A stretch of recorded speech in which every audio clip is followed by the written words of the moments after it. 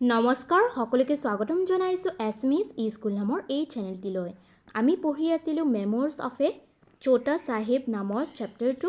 ইয়াৰ প্ৰথম পাৰ্টটো আমি অলৰেডি ডিসকাস কৰিলো যদিহে তোমালোকে সেই পাৰ্টটো চোৱা নাই প্ৰথমে সেই পাৰ্টটো চাই লবা তাৰ পিছত এইটো পাৰ্ট চাবা তেতিয়াহে ভালকে বুজি পাবা ডেসক্ৰিপচনত লিংকটো দিয়া আছে তাত গৈ প্ৰথমে তোমালোকে হেইটো ভিডিও চাই লোৱা আৰু যদি তোমালোকক বেলেগ চেপ্টাৰ বিলাক মানে অসমীয়া অনুবাদটো লাগে তেতিয়া তাৰে লিংক বিলাকো ডেসক্ৰিপচনত দিয়া আছে তোমালোকে চেক কৰিব পাৰা ঠিক আছে আমি যত এৰিছিলো ফাৰ্স্ট পাৰ্ট 2 তাৰে পৰা আমি আজি স্টাৰ্ট কৰিম Once when touring with my family on the north bank এবাৰ মই যেতিয়া ফ্যামিলিৰ লগত টুৰত গৈছিলো ফুৰিবলৈ গৈছিলো on the north bank মানে ব্ৰহ্মপুত্ৰৰ উত্তৰ পাৰৰ যিখিনি অংশ আছে সেইখিনিলৈ we left our return rather late or rather the monsoon broke rather early maybe আমি যেতিয়া ফুৰিবলৈ গৈছিলো তেতিয়া আমাৰ ঘুৰি আহোতে maybe আমাৰ দেৰি হ'ল বুলি তেও কৈছে নহলে বা হেইবাৰ মনসুনটোৱে বহুত সোনকালে আহি গৈছিল and although the roads were still motorable যদিও বা আমি যাওতে ৰাস্তা ঘাটবোৰ একেবাৰে ভাল আছিল তাত গাড়ী চলাব পৰা অৱস্থাত আছিল ড্ৰাইভিং became distinctly dicey কিন্তু ঘুৰি আহোতে তেওঁলোকৰ বহুত প্ৰবলেম হৈছিল আৰু ড্ৰাইভিং কৰাটো বৰ মানে সমস্যাকৰ হৈ পৰিছিল বহুত কষ্টকৰ হৈ পৰিছিল most of the main roads were built on top of embankments to raise them well above the normal flood level and they were narrow single track affairs আৰু জিবিলাক ৰাস্তা বনোৱাও হৈছিল বেছিভাগ ৰাস্তা ভাল নাছিল পক্কি নাছিল আৰু জিবিলাক পক্কি ৰাস্তা বনোৱাও হৈছিল হেই পক্কি ৰাস্তাবিলাক মানে কি কৰা হৈছিল বেংক বিলাকৰ সাইডে সাইডে বনোৱা হৈছিল আৰু বহুত সৰু ৰাস্তা আছিল সিঙ্গল ট্ৰেক এফেয়াৰ্স মানে এখন গাড়ী গলে আৰু তাতে বেলেগ যাব নোৱাৰে তেনেকুৱা সিঙ্গল ট্ৰেক আছিল The road we were on became increasingly greasy আৰু আমি যেটো ৰাস্তাত গৈ আছিলো সেই ৰাস্তাটো একেবাৰে গ্ৰীসি বা আঠাৰ নিচিনা হৈ গৈছিল পিছল হৈ গৈছিল one skid led to another and finally we slithered over the edge into a paddy field some 6 feet below the road আৰু তেনেকে সৰু ৰাস্তাৰে গৈ থাকুতে আমি কি হল বাগৰি পেলাই গাড়ীখনে সাইডত গুছি গৈ পেলাই কোড গৈ পেলাই 6 feet তলত থকা এখন ফিল্ডত এখন পথাৰত গৈ পেলাই পৰি গল বা হুমাই গল Paddy fields are divided into small enclosures by low banks in order to prevent the flood. আৰু এই যিবিলাক paddy fields আছিল এই খেতি কৰা যিবিলাক এৰিয়া আছিল পথাৰ আছিল সেই পথাৰ বিলাকক কিছুমান মানে সৰু সৰু ভাগত ভাগ কৰি দিয়া আছিল আৰু এনেকে মানে ডিজাইন কৰা হৈছিল যাতে তাতে বানপানী হলেও মানে শস্যবিলাক বেছি মানে অনিষ্ট নহয় আৰু ফ্লাডটোৰ যাতে তাত মানে সমস্যাটো নাহে তেনেকুৱাকে ডিজাইন কৰা হৈছিল and we had one of the most bumpy rides of my experience before finding a way back onto the road আৰু যেতিয়া আমি সেই পথাৰত নামি গলো তাৰ পিছত আমাৰ মানে যাত্ৰাটো ইমান বাম্পি আছিল মানে একদম জপিয়া টাইপত যাবলগীয়া হৈছিল ৰাস্তাটো মানে কি হেতুটো আৰু পথাৰ হে ৰাস্তাটো নহয় তো মানে বহুত বাম্পি ৰোড বা বাম্পি জাৰ্নি আছিল তেনেকুৱা মোৰ এক্সপেৰিয়েন্স জীৱনত আগতে হোৱা নাছিল আৰু তাৰ পিছত আমি এই যোন ৰাস্তাটো মানে মেইন ৰাস্তাটো বিচাৰি আহুতে মানে বহুত একদম বেলেগ ধৰণৰ আমাৰ এক্সপেৰিয়েন্স এটা হৈছিল বুলি কৈছে At the start of our travels before the rains broke, the roads had been so dry that the surface was almost invisible under a cloud of dust. আৰু আমি যেতিয়া যাত্ৰাটো আৰম্ভ কৰিছিলো সেই সময়ত ইমান শুকান বতৰ আছিল যে ধূলিৰ কাৰণে ৰাস্তাটো আমি দেখিয়ে পোৱা নাছিলো It was invisible under a cloud of dust. ধূলিৰ কাৰণে আমি ৰাস্তাত দেখিয়ে পোৱা নাছিলো ইমান শুকান আছিল driving was difficult and once destination uncertain কিন্তু আমি ঘুৰি আহোতে কি হল প্ৰবলেম হল আৰু বৰষুণ দি পেলাই ইমান মানে গ্ৰিজি হৈ গল যে আমি ঘুৰি আহোতে ইমান প্ৰবলেম পালো আৰু তাতে ড্ৰাইভ কৰাটো মানে বহুত বেছি কষ্টকৰ আছিল আৰু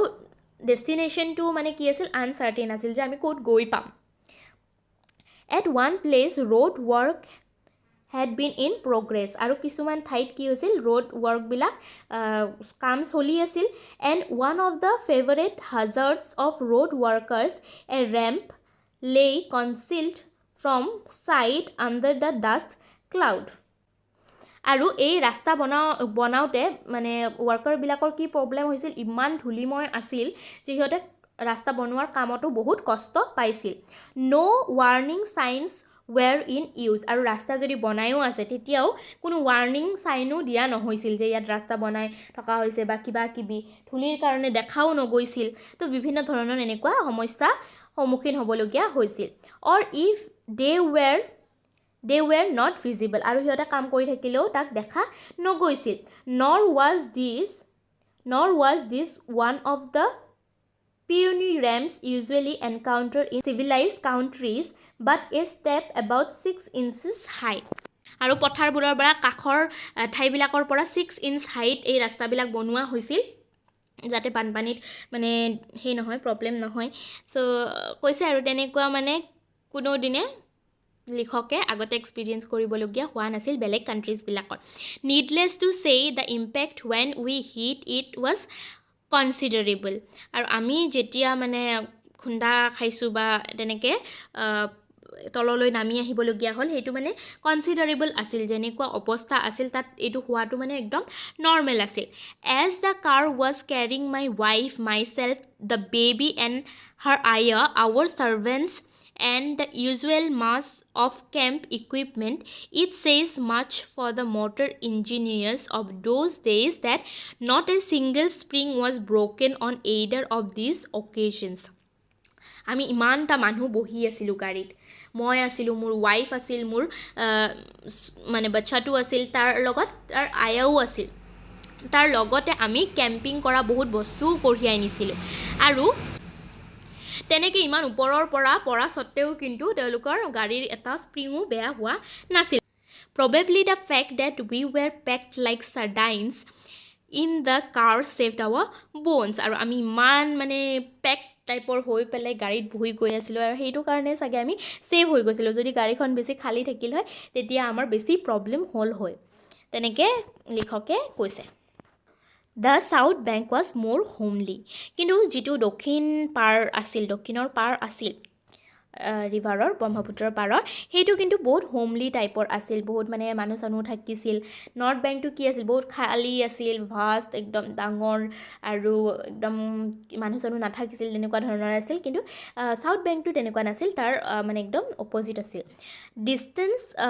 distances were less and the terrain smaller আৰু বেছি ডিসটেন্সও নাছিল জাগাবিলাক মানে ভাল আছিল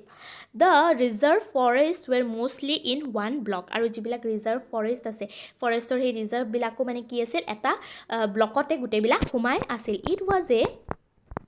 country of low hills and valleys আৰু অসমখন কেনেকুৱা আছিল একদম মানে বৰ বেছি উখ হিলছ নাই সাপৰ হিলছ আৰু ভ্যালিজ থকা এৰিয়া আছিল the trees interspersed with villages and cultivations আৰু বহুত গছগছনি আছিল ভিলেজ বিলাকত গাঁও বিলাকত তাৰপিছত আৰু cultivations বিলাকত and the forest itself mostly of sal had more the character of English woodland আৰু এই যিবিলাক গছগছনিৰে ভৰা আমাৰ গুৱাহাটীৰ সৌন্দৰ্য আছিল তাত মানে বহুত সাল গছ পোৱা গৈছিল আৰু এই যিবিলাক জংগল আছিল সেইবিলাক মানে ইংলিছ উডল্যান্ডৰ নিচিনা ইংলিছৰ ইংৰাজসকলৰ যেনেকুৱা মানে থাকে জংগলবিলাক তেনেকুৱাই মানে আছিল বুলি তুলনা কৰি কৈছে to comfortable forest bungalows served our needs আৰু তাতে দুটা আমি ফৰেষ্ট বাংলো পাইছিলো আৰু সেই দুটা বাংলোতে আমি মানে কি বহুত ভালকে আৰামেৰে থাকিছিলো one at Kulsi was delightfully situated on a wooded spur above the river আৰু এটা কোড আছিল কুলসি নামৰ ঠাইখনিত আছিল আৰু নদীৰ ওপৰতে আছিল হিখন বুলি কৈছে the other Rajapara in a clearing would have been equally charming if it had not been for the bats which live in the roof আৰু সেকেন্ড ঘৰটো কোট আছিল ৰাজাপাৰাত আছিল আৰু বহুত ধুনিয়াও আছিল সেই ঘৰটো আৰু ভাল লাগিল হয় যদিহে তাত বাদুলি নাথাকিলে হয় বাদুলিবিলাক ক'ত থাকিছিল একদম ৰুফত ঘৰটোৰ একদম মুধজত মানে বহুত বাদুলি আছিল বুলি কৈছে ক'ত ৰাজাপাৰাৰ ঘৰটোত আৰু এনেকুৱা কুৱেশ্যনবিলাক আহে their droppings were a constant reminder of their presence and the fusty smell of bat was ever with us আৰু সিহঁতে মানে কি কৰিছিল অহা যোৱা কৰিলে বা এনেকুৱা চাউণ্ডবিলাক পাই থাকিছিল লিখকে সেইটো ঘৰত থাকিলে আৰু সিহঁতৰ বেটৰ মানে বিভিন্ন গন্ধ মানে সিহঁতে কি কৰিবলগীয়া হৈছিল এক্সপিৰিয়েঞ্চ কৰিবলগীয়া হৈছিল আৰু গোন্ধটো সদায় তাত থাকিছিল larger but less smelly were the huge fruit eating bats আৰু যিখিনি ফ্ৰুইট ইটিং বেটছ আছে মানে ফল খোৱা যিখিনি বাদুলি আছে সেই বাদুলিখিনিৰ কিন্তু গোন্ধ কম আছিল আৰু চাইজটো বহুত লাৰ্জ আছিল with a wings Spain of 5 feet আৰু সিহঁতৰ উইংছবিলাক একেবাৰে 5 feet তলৈকে দীঘল আছিল which lived in a tree outside the bungalow আৰু সেইবিলাক ক'ত থাকিছিল এজোপা গছত থাকিছিল গছটো মানে বাংলোৰ সন্মুখতে আছিল and issued forth at dusk in search of food আৰু ৰাতিপুৱাৰ সময়তে একদম আন্ধাৰ হৈ থাকোঁতে তেতিয়া সিহঁতে ইন চাৰ্চ অফ ফুড ওলাই গৈছিল A strange host of ghostly shapes gliding through the air on silent wings আৰু কেনেকুৱা লাগিছিল যে ভূতৰ নিচিনা লাগিছিল ইমান আন্ধাৰত সিহঁতে একদম পাখি মেলি পেলাই উৰি নিজৰ খাদ্য বিচাৰিবলৈ গুচি গৈছিল close to the bungalow was a large beel আৰু বাংলোটোৰ কাষতে এটা ডাঙৰকৈ বিল আছিল where an earthquake had once lowered the surface আৰু এবাৰ ভূমিকম্প হোৱাৰ ফলত মানে এই বিলটো উৎপত্তি হৈছিল বা তাৰ ছাৰ্ফেচটো মানে তলত নামি গৈছিল and the land became inundated with water আৰু এইটো ছাৰ্ফেচটো তলত নামি যোৱাৰ বাবে তাত মানে পানী জমা হৈ পেলাই এটা বিলৰ সৃষ্টি হৈছিল বুলি কৈছে it was an eerie spot where tree skeletons still rose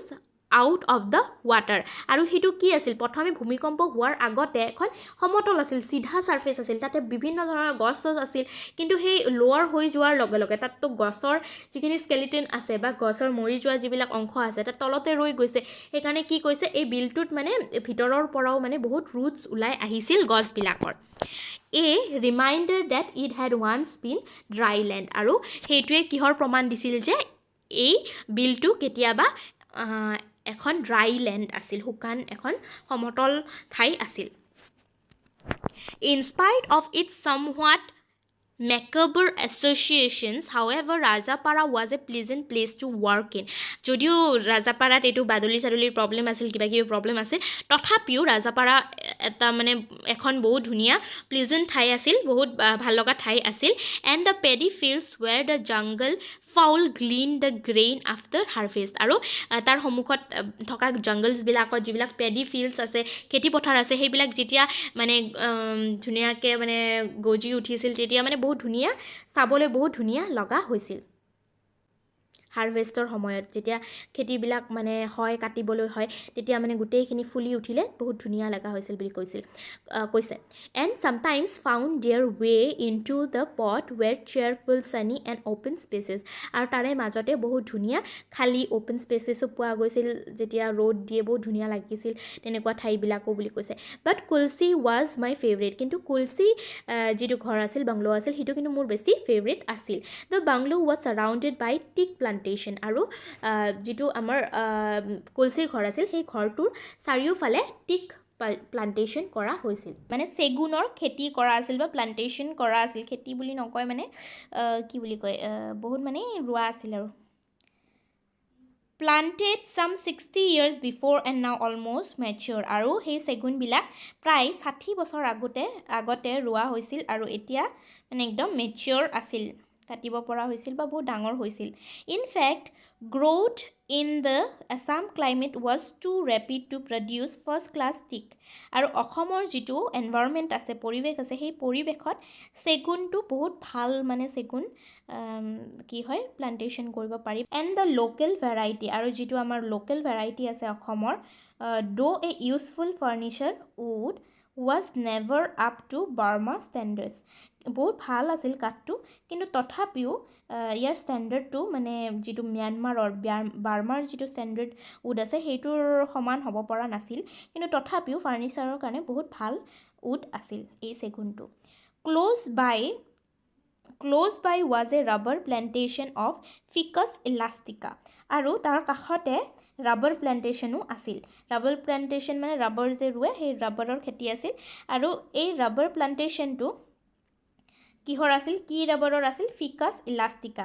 ইলাষ্টিকাটো এটা সাইন্টিফিক নেম হয় গছটোৰ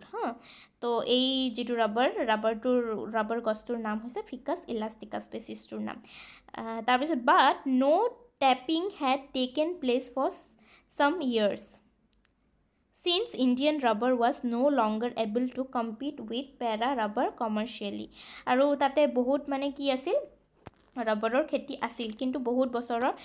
মানে কিছু বছৰ ধৰি এই ৰাবাৰ খেতিটো মানে কোনেও গুৰুত্ব দিয়া নাই কাৰণ ইণ্ডিয়ান যিটো ৰাবাৰ আছে সেই ইণ্ডিয়ান ৰাবাৰটোৰ ভ্যালুটো কমি গৈছে কাৰণ বজাৰত বহুতো পেৰা ৰবৰ কমাৰ্চিয়েলি মানে পোৱা যায় বহুত কম দামতে বহুত আৰ্টিফিচিয়েল কমাৰ্চিয়েল যিটো ৰাবাৰ থাকে সেইটো বহুত ওলাই গৈছে সেইকাৰণে আমাৰ ইণ্ডিয়ান ৰাবাৰে সেইটো কম্পিটিশ্যন দিব পৰা নাই কম্পিট কৰিব নোৱাৰা হৈ গৈছে Ficus elastica belongs to the fig family নামৰ মানে গছৰে বিভিন্ন ধৰণৰ ভাগ থাকে ক্লাছিফিকেশ্যন থাকে তো সেই ফিগ ফেমিলিত বিলং কৰে এই Ficus ইলাষ্টিকা of which several species are found in Assam আৰু এই ফিকাছ বা ফিগ ফেমিলিৰ বহুতো বিভিন্ন ধৰণৰ বেলেগ স্পেচিছ ইয়াত পোৱা যায় ইলাষ্টিকাটো এটা স্পেচিছ আৰু ইলাষ্টিকাৰ নিচিনা আৰু বেলেগ স্পেচিছো অসমত পোৱা যায় some grow to an immense size আৰু কিছুমান বহুত ডাঙৰ সাইজৰ হয় having started life as climbing epiphytes on other trees আৰু কিছুমান এনেকুৱা ৰবাৰো আছে যিবিলাকে প্ৰথমে পৰজীৱী হিচাপে মানে কি কৰে জীৱন আৰম্ভ কৰে বা বেলেগ গছৰ ওপৰত প্ৰথমে ৰাবাৰটো কি হয় জন্ম হয় বা বাঢ়িবলৈ গ্ৰো কৰিবলৈ ধৰে এপিফাইটছ হিচাপে Eventually the host tree becomes completely encased by the ficus আৰু যোনটো host tree যোনটো গছত সিহঁতে বাস কৰি পৰজীৱী বুলি ক'লোঁ যে বেলেগৰ ওপৰত বেলেগ গছডালৰ ওপৰত জন্ম লয় বা গ্ৰো হ'ব ধৰে আৰু পিছলৈ যিডাল গছত গ্ৰো কৰে সেই গছডালৰ কি হয় which forms a smooth bark around it আৰু সেই গছডালৰ চাৰিওফালে ধুনীয়াকৈ মানে কি কৰে একদম বাৰ্ক ওলাই আহে বহুত ষ্টেম ওলাই আহি পেলাই ডাঙৰ হৈ যায় তাৰমানে The host dies and the epiphytes takes over আৰু যেতিয়া ডাঙৰ হয় এই ৰাবাৰখিনি ডাঙৰ হোৱাৰ লগে লগে হোষ্ট যিটো আছে বেলেগ গছডাল সেই গছডাল মৰহি যায় আৰু এই ৰাবাৰখিনিয়ে মানে নিজে কি হৈ যায় টেক্স অভাৰ বা গ্ৰো কৰিবলৈ ধৰে কিন্তু যাৰ ওপৰত মানে জন্ম হৈছিল সেই গছডালকে মাৰি পেলাই বা মৰি যায় Some like the banyan send down aerial roots from their branches which help to buttress the huge bulk of the trees আৰু তেনেকৈ আৰু বেলেগো ট্ৰী আছে লাইক বানিয়ান ট্ৰীও কি কৰে সিহঁতৰ কিছুমান এৰিয়েল মানে ওপৰৰ পৰা কিছুমান ৰুটছ ওলাই আহে আৰু সেই ৰুটছবিলাকে বেলেগ গছৰ মানে ব্ৰাঞ্চত লাগি পেলাই নতুন ট্ৰী ফৰ্মেশ্যন কৰে বুলি কৈছে সো এইটো আছিল আমাৰ মেম'ৰ্ছ অফ চটা চাহিবৰ গোটেই পাঠটোৰ এক্সপ্লেনেশ্যন আই হোপ তোমালোকে বুজি পালা ইয়াতে প্ৰাকৃতিক বস্তুবিলাকৰ পুৰা ডেছক্ৰিপশ্যন দিয়া হৈছে যে অসমত কেনেকুৱা এক্সপিৰিয়েঞ্চ হ'ল লিখকৰ কি বস্তু দেখিবলৈ পালে প্ৰাকৃতিক কি বস্তু দেখিবলৈ পালে তাৰপিছত আমাৰ ব্ৰহ্মপুত্ৰৰ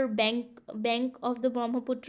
ৰিভাৰৰ বিভিন্ন ডেছক্ৰিপশ্যন আছে সাউথ বেংকটো কেনেকুৱা নৰ্থ বেংকটো কেনেকুৱা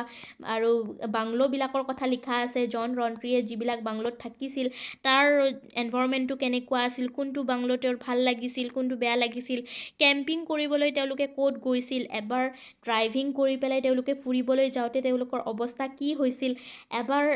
বানপানী হওঁতে ঘোঁৰাত উঠি পেলাই নদী পাৰ কৰিব খোজোতে জন ৰন্ট্ৰিৰ অৱস্থা কেনেকুৱা হৈছিল তো তেনেকুৱা ধৰণৰ বিভিন্ন কাহিনী তেওঁ ব্যাখ্যা কৰিলে গুৱাহাটীৰ সেই সময়ৰ ইণ্ডিপেণ্ডেঞ্চৰ আগতে গুৱাহাটীৰ অৱস্থা পৰিৱেশ কেনেকুৱা আছিল, ৰাস্তা ঘাট কেনেকুৱা আছিল, তাত কেনেকুৱা জীৱ দেখিবলৈ পোৱা গৈছিল বা থকাৰ ব্যৱস্থাবিলাক কেনেকুৱা আছিল, তেনেকুৱা বিভিন্ন ধৰণৰ কথা ইয়াত তেওঁ উল্লেখ কৰিছে আৰু সেইবিলাকৰ বিভিন্ন প্ৰশ্ন তোমালোকৰ ইয়াত আহিব আৰু প্ৰশ্নবিলাক আমি নেক্সট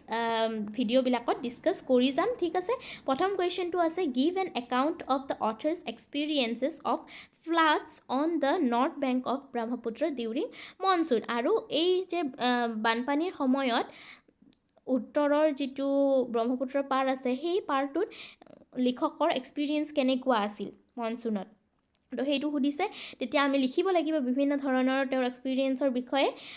যেতিয়া ফুৰিবলৈ গৈছিল সেইটো কথাও লিখিব লাগিব, ঘোঁৰাত উঠি পেলাই পাৰ হ'ব খোজোতে কি হৈছিল সেইবিলাক কথা ইয়াত উল্লেখ কৰিব লাগিব, ঠিক আছে। কুৱেশ্যনবিলাক আমি নেক্সট ভিডিঅ'ত আলোচনা কৰিম আৰু এনেকুৱা ভিডিঅ'ছ পাই থাকিবলৈ চেনেলটো ছাবস্ক্ৰাইব কৰিবলৈ নাপাহৰিবা। আগৰ ভিডিঅ'ছবিলাক যদি চোৱা নাই ডেছক্ৰিপশ্যনত লিংক দিয়া আছে, তাত গৈ পেলাই চাই ল'বা, ঠিক আছে। নিজৰ ফ্ৰেণ্ডছবিলাকৰ লগতো শ্বেয়াৰ কৰিবা। আজিলৈ এইখিনিতে ভিডিঅ'টো সামৰিছোঁ, বাই বাই।